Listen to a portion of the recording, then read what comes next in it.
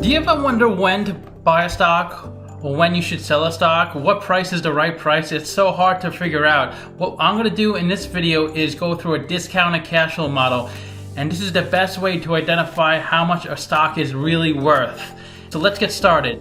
So the market cap for Pepsi is $179.2 billion. And everybody knows Pepsi, so I'm not going to explain the company as I usually do in the beginning of the video.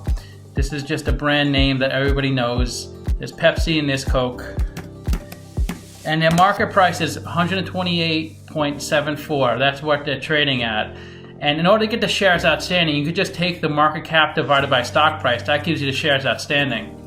Next, I need free cash flow. And free cash flow is what's left over after operating your business and capital expenditures like buildings and machinery. And it looks like they have good free cash flow, between $5 and $7 billion a year. Next, we need net income, and this is a profit and loss on the income statement. And we need 4 years of this to put into the model. It's also important you have healthy net income, and it looks like they have strong net income between $5 and $12 billion a year.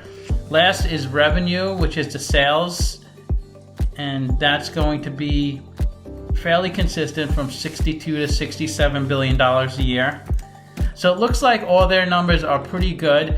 As long as they're positive and fairly consistent, we can identify an intrinsic value for the company.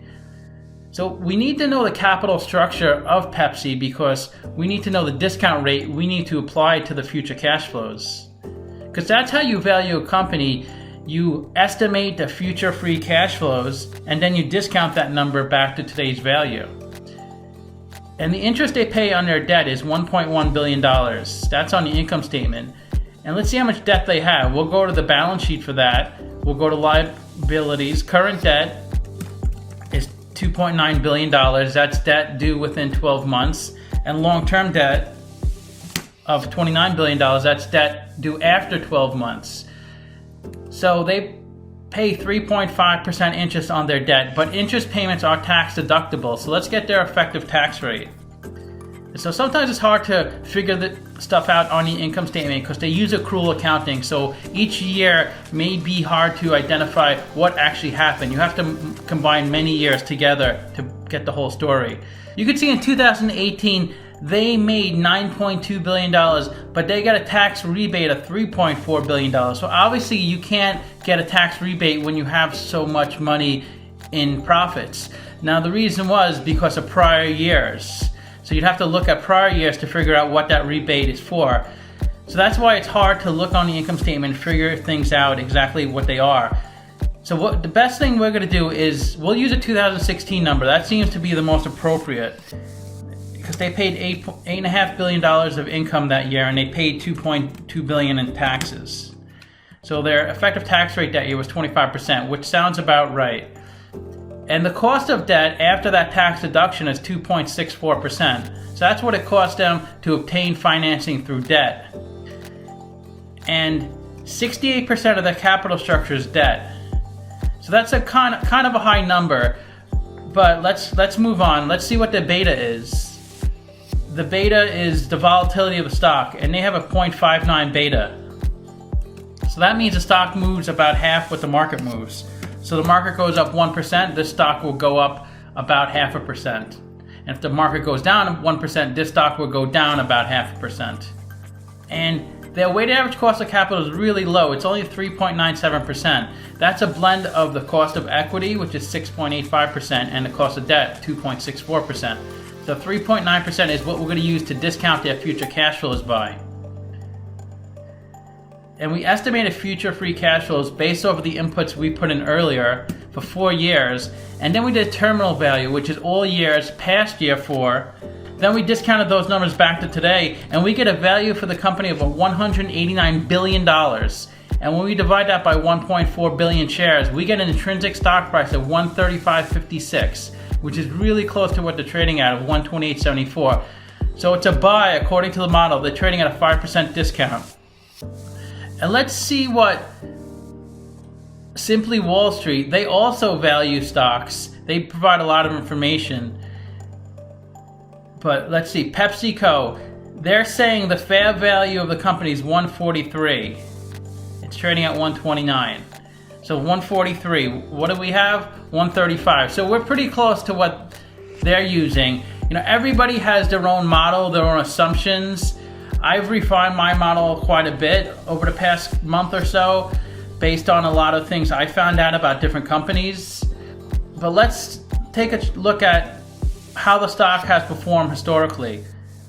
So 135. So it was trading in the 140s, it looks like, right before coronavirus. So it was trading at intrinsic value. Then it dropped like a rock when coronavirus hit, but it's come back up.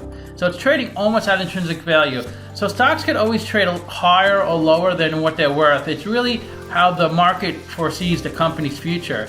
If the market sees the price of stock going higher and the company doing well, they're going to buy the stock and drive the price up. And if most people think the stock is going to go down in the future and it's going to struggle, then they'll sell their stock or not buy it, and that will push the price lower and lower. And people look to a lot of things to figure out stock price. Fundamentals, which is what I look at, which is the earnings, the revenue, which is what we did in this video.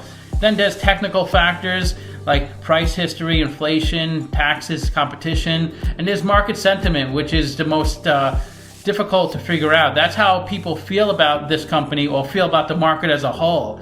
And in order to mitigate these types of things, you got to hold the stock long term, because the stock's going to go up and down, and you can't really identify when it's going to go up, when it's going to go down. But if you think it's a good stock, in the long run, it should go up. So holding it and riding out those ups and downs is the best course of action. Let's look at the financial ratios. So the PE ratio, I like to see under 15 for a company. They have 24.5, so that seems a little on the high side. That's stock price over earnings per share. And the price to sales ratio, I like to see 2.2. They have 2.7, so it's not too high, a little higher than what I like. But anytime you look at ratios, regardless of what they are, you have to compare it to its competitors, because some industries just have naturally high PEs, and other industries have naturally low PEs. So comparing to its competitors, you'll find out whether it's a good PE or not a good PE, or price to sales, or whatever ratio you're looking at. So price to book, that's also higher than what I like, 12.1. That's stock price over book value per share. And they have a low current ratio. It's under 1, so I'm surprised. So they don't have enough short-term liquidity to fund their current liabilities. So that means they may have to take on more debt, which is not a great sign, because they already have 68% of debt. Amazing ROE, and the fact that they have under 1 current ratio and the other ratios aren't so great, you are getting a really good return on equity. So that's your benefit for the risk you're taking when you invest in this stock. Interest coverage ratio, that's how many times they can cover their interest payments. And if it's under 2, that's a big red flag. But they're over 9, so they can easily cover their interest payments. The interest payments are 1.1 billion. And interest coverage ratio is just EBIT, earnings before interest and taxes, over interest expense. So I also have this formula I put together about a week or so ago. Is probability of default within 12 months is 10%. That may sound high, but that's the reason it's 10% is because they have 66% debt. They have under 1 current ratio. So it's probably not going to go into default. This is just a formula. But the best way to identify whether the ratios are good or weak is to compare it to its competitor, and the biggest competitor is Coca-Cola. Those two giants, Pepsi and Coke. So Coke wins the PE war. They both have over 15, so you can tell this industry probably just has high PE ratios.